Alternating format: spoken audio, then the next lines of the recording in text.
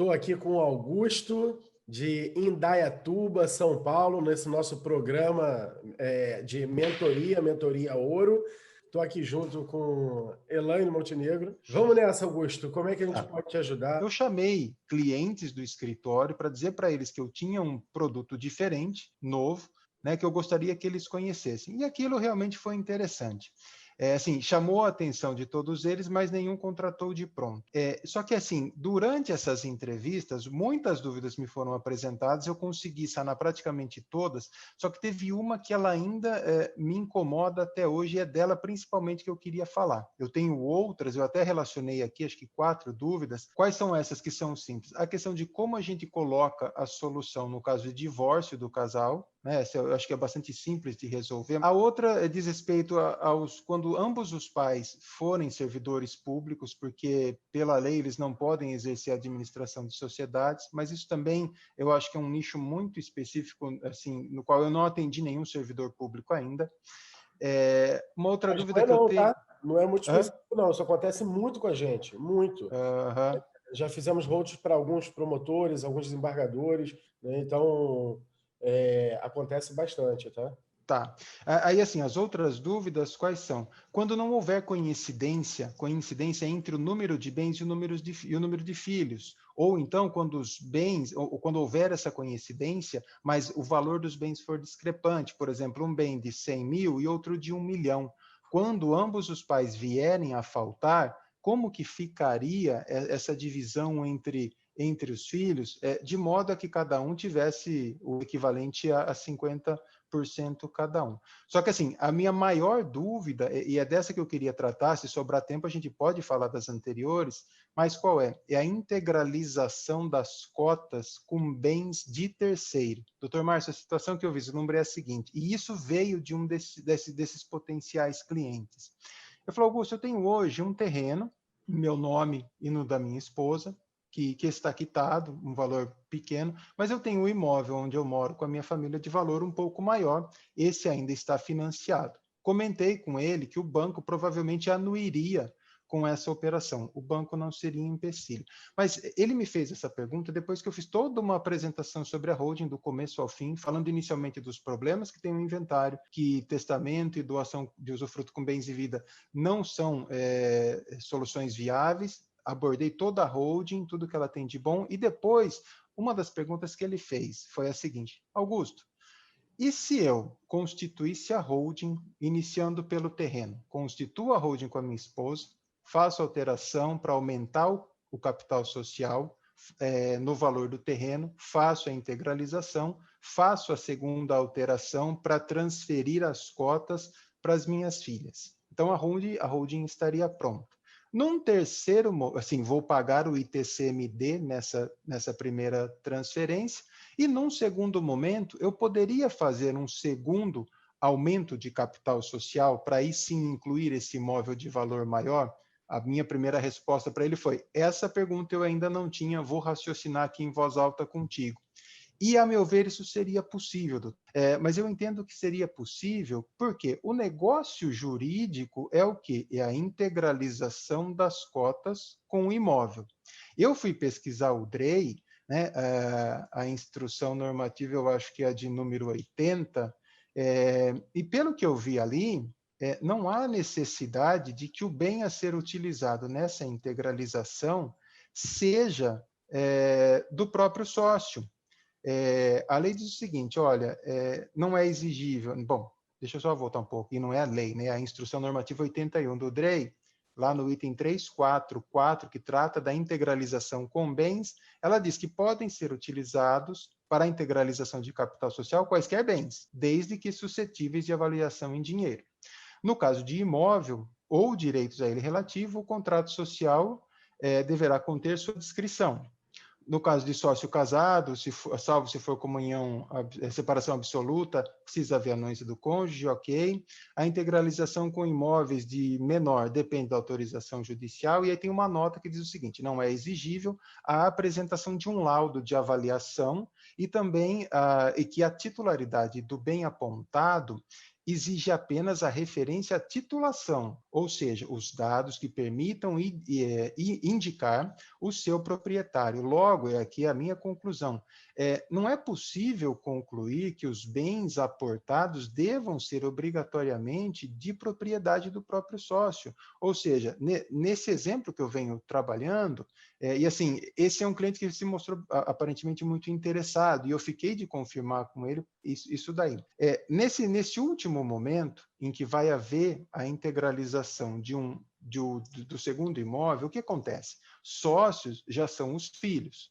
São esses filhos sócios que estão fazendo um novo aumento do capital social, estão se comprometendo. Mas a integralização vai ser feita com o imóvel de terceiro. E, pelo que eu vi, basta a anuência desse terceiro para que, primeiro, a junta assimile, né, receba essa alteração, e eu estou vendo que, a partir daí, não haveria mais uma nova doação, porque as cotas já foram doadas. E eu vejo assim, não importa que o capital social da empresa aumentou, o percentual de cotas de cada sócio continua o mesmo. E eu também não vejo, claro, como eu ainda não coloquei em prática, eu não tenho essa confirmação, mas eu não vejo como a prefeitura também se negar a dar aquela certidão de que é possível, ou seja, que é dispensável o pagamento do ITBI. E também não vejo como o registro não recepcionar, porque, olha, são partes maiores, capazes, o ato, essa transferência é possível. Então, assim, eu queria saber se o meu raciocínio está muito errado. Márcio, eu vi que você já está aí pensando, você já deve ter sua resposta, mas eu só queria antecipar, eu queria passar, né, as observações exatamente da doutora Elaine. Eu coloquei assim, o que eu estou pensando? Bom, eu já expliquei, para ela eu disse qual era o exemplo, né? E aí eu disse o seguinte, que, para mim, né, se os pais não precisam fazer uma doação do imóvel deles para integralizar o capital social naquele segundo momento, né, que é a primeira alteração do contrato social, não é uma doação que eles estão fazendo. Eles estão praticando aquele ato que está na Constituição Federal, né, de imunidade tributária. Eles estão integralizando o capital social, valendo-se de imóvel. Então, se eles não precisam fazer uma doação nessa situação, por que precisariam fazer uma doação ou uma compra e venda ou qualquer outro negócio jurídico quando eles simplesmente anuíssem que outros imóveis deles fossem utilizados na integralização do capital social pelos filhos? Né? E aí aqui eu ainda vou continuar.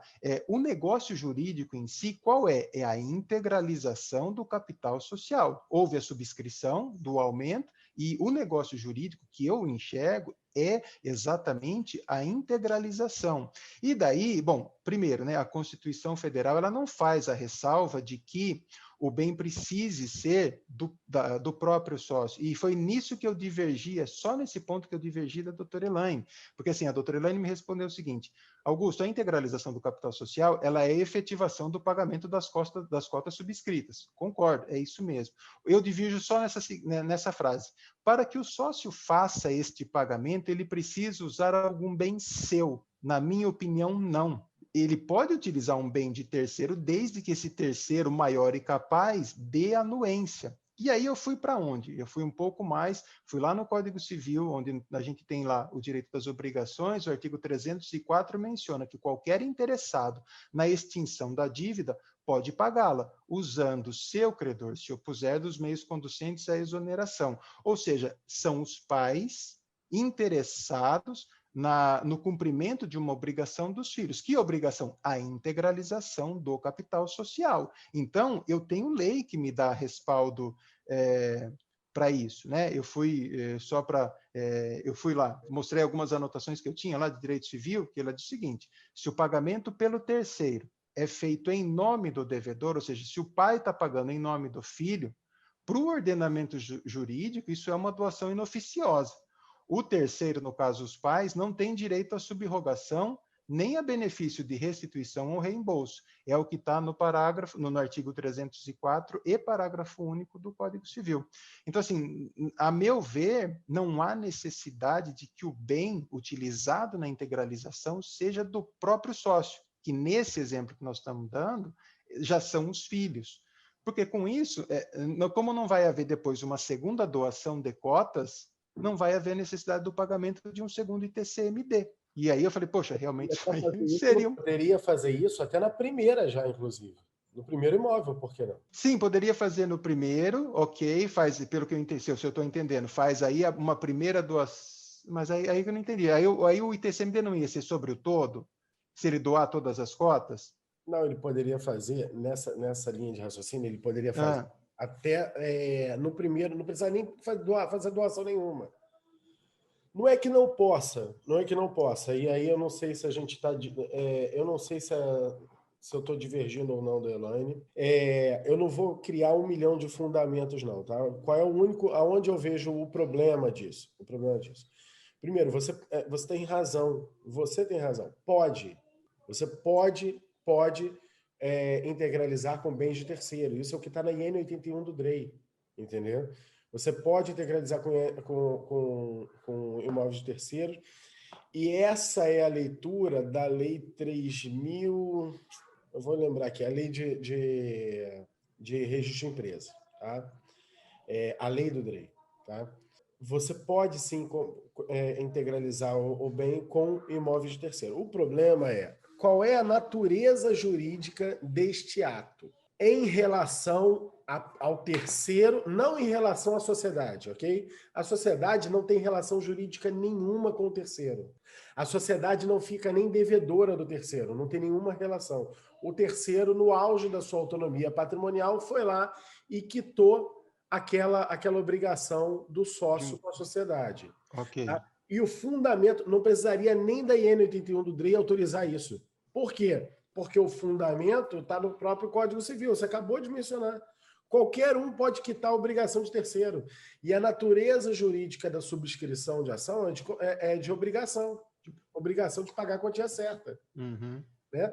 Essa é a natureza jurídica. Então, pode. Até aí está todo mundo no mesmo barco, ninguém divergiu. Isso pode, tá? O problema, e aí não tem, e isso não cria nenhum vínculo, nenhuma relação entre a sociedade e esse terceiro, tá? E salda a obrigação do sócio de integralizar aquelas cotas subscritas. A obrigação que precisa ser analisada, a relação jurídica que precisa ser analisada, a natureza dessa relação é entre o terceiro e o sócio. E o sócio. Desculpa cortar, sim, eu entendi. É que nesse ponto foi que a doutora Elaine falou, Augusto, mas seria um empréstimo, então, dos pais para os filhos? Falei, doutora, se for um empréstimo, é um empréstimo cuja cobrança vai prescrever porque os pais não vão cobrar. Quer dizer, e aí é que eu não entendi o reflexo tributário. Até falei para a doutora, realmente eu sou cego no direito tributário e foi exatamente a observação que ela fez. Augusto, vou consultar aqui, estou avaliando sob a ótica da prefeitura se seria possível a concessão do ITBI e também ela falou da questão do imposto de renda. O imposto de renda, confesso que assim, para mim, de novo, com todo o meu desconhecimento, me parece não ser tão importante, porque como o nosso intuito é sempre fazer todas essas etapas muito seguidinhas uma da outra, acontecendo elas dentro do mesmo ano, né, do ano exercício, eu acho que não ficaria muita coisa para... o que eu vejo? Os pais vão, no final das contas, de um ano para o outro, eles vão simplesmente baixar os imóveis que eles tinham da declaração deles e nem vão substituí-las por cotas, porque ao final da operação nem as cotas mais eles têm, porque essas cotas foram doadas aos filhos, não é isso? Sim, as cotas foram doadas. Vamos falar do imóvel que você cumpre a obrigação como um terceiro, tá? Uhum. Se nenhuma relação existir entre o terceiro e o sócio, vai ter que pagar imposto de renda. Por que vai ter que pagar imposto de renda? Porque o imposto sobre a renda, ele incide sobre qualquer renda de qualquer natureza. Ah, ganhei porque eu roubei. Tá aqui, Estado, eu roubei esse dinheiro. Sim. Roubei R$1 milhão. Paga. O non-wallet. Isso aí, não chega. É sobre o acréscimo patrimonial que ele teve. Imposto sobre R$1 milhão. Olha, Estado, eu peguei isso aqui, peguei isso aqui, agora eu tenho R$1 milhão em cotas. Beleza? Vai pagar imposto de renda sobre R$1 milhão. Quando que não paga imposto de renda? Não paga imposto de renda quando você cai em algumas hipóteses de exceção prevista na própria lei. Uma das hipóteses de exceção prevista na lei é quando há doação. Quando há doação, a renda proveniente da doação não é tributável com imposto de renda. Por que que não é? Porque existe uma lei dizendo isso, para que não haja bitributação, entendeu? Não seja tributado o mesmo fato gerador. Então, veio uma lei, não precisou nem da jurisprudência para poder dizer isso, criou-se uma lei e essa lei foi repassada para dentro do regulamento do imposto de renda, e está lá, quando há doação, não há imposto de renda. E, no meu entender, o que está acontecendo aí é uma doação. No momento que o terceiro quita a obrigação dos filhos, dos sócios. A natureza jurídica desse ato, ela é doação. Por que que na minha cabeça é doação? Porque ela é o pagamento de algo a título gratuito. Eu até passei, a doutrina do direito civil considera isso uma doação inoficiosa. Então, o que eu vejo de problema nisso? O problema é que o Estado, ao enxergar isso, aliás, o Estado não, o próprio particular vai ter que falar para o imposto de renda assim, não, olha só, isso aqui vem de doação. Sabe por que o particular vai ter que dizer? Porque ele não vai querer pagar 15, 27,5%. Entendeu? Ele vai preferir pagar 4%. Ele vai ter que justificar isso na declaração dele, né? Então, tributariamente, vai sair mais caro. O próprio filho vai ter interesse em sair correndo e colocar na declaração de imposto de renda, que ali é doação. Quando ele coloca doação no cruzamento de dados, vem o Estado faminto e fala assim, opa, você fez doação e nem me avisou nada? Então me paga aqui o imposto e ainda toma aqui uns acréscimos aqui, porque tu nem me falou nada, porque você só negou. Então, e agora assim, não é discordância para entender essa questão tributária. Nesse caso, o patrimônio eu posso considerar que aqueles imóveis chegaram a entrar no patrimônio dos filhos, porque assim foi direto para a integralização da sociedade, não foi? Quem entrou no patrimônio dos filhos foram as cotas novas. O aumento das cotas.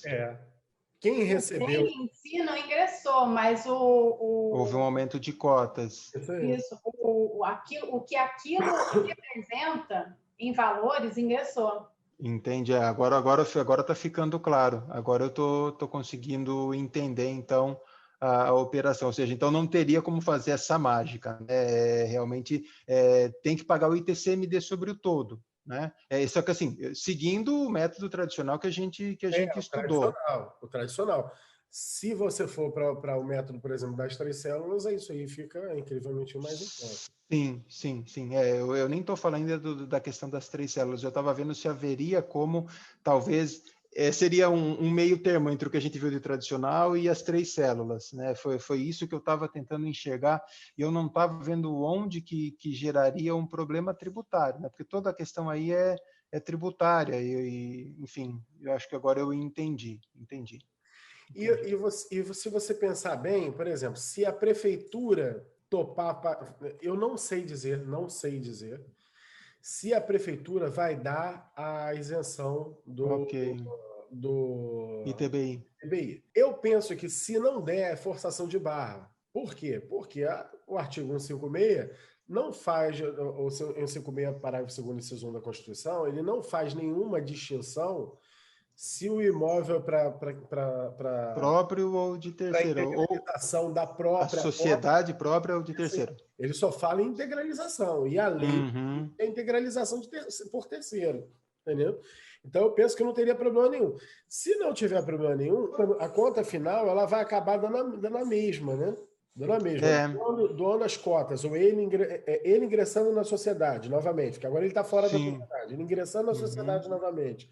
E com esse modo, anuência, e doando as cotas para os filhos, ou pagando as cotas novas para o filho, de qualquer jeito, a conta vai dar no mesmo, mas ainda assim eu enxergo risco maior. Por que eu enxergo risco maior? Porque no momento que for dito o seguinte, olha, houve uma doação, a doação foi do quê? A doação foi de quê? De um imóvel. Pois é, esse é o problema. E se a doação foi do bem imóvel, a base... Não é de cotas, é outra. Eu não conseguiria aplicar o regulamento do imposto de renda, porque ali a gente está falando de cotas, não é isso? Isso aí, e valor de mercado. Valor de mercado, sim. Valor de mercado e não o valor que está na declaração de imposto de renda, o que for menor. Qual pese o fato de que este imóvel novo provavelmente já tem um valor muito próximo do valor de mercado, né? Mas ainda assim costuma sair mais caro o valor de mercado apontado pelo Estado. Entendi. Então é de descartar. Ou a gente segue o método tradicional ou parte para as 3 células. Sim. Isso aí realmente não daria. Bom, mas eu queria aproveitar e fazer um relato aqui, já que está sendo registrado. Achei bastante interessante, porque, assim, seguindo aquela parte do marketing, ano passado, 29 de outubro, eu cheguei a fazer uma palestra online. Foi bacana, tinha lá, consegui arrastar 30 pessoas, 27 pessoas para assistir. Bom. E aí o que aconteceu? Uma delas falou assim, Augusto, eu já conhecia um pouquinho do assunto tal, passou o tempo, aí na semana passada ele falou, olha, tem uma pessoa que me pediu indicação de advogado que trabalha com isso. Fiz contato, né, me apresentei, aí ele falou, eu queria conversar com você, marcamos um horário, em tese, ele já sabia do assunto, então eu acabei não fazendo aquela apresentação completa, eu perguntei o que ele sabia, e qual foi minha surpresa? Ele veio com o tema holding familiar, mas de família não tinha nada, porque ele não me questionou em nenhum momento sobre substituir ou evitar o inventário. Aproveitei, dei essas informações para ele. Como ele não fechou na hora, assim, ele falou que tinha conversado com outros 2 colegas, até imaginei que talvez o valor que eu passei, que nem era absurdo, mas talvez fosse algum impedimento, pensei que alguém estivesse cobrando um valor muito baixo, eu pedi um feedback para ele.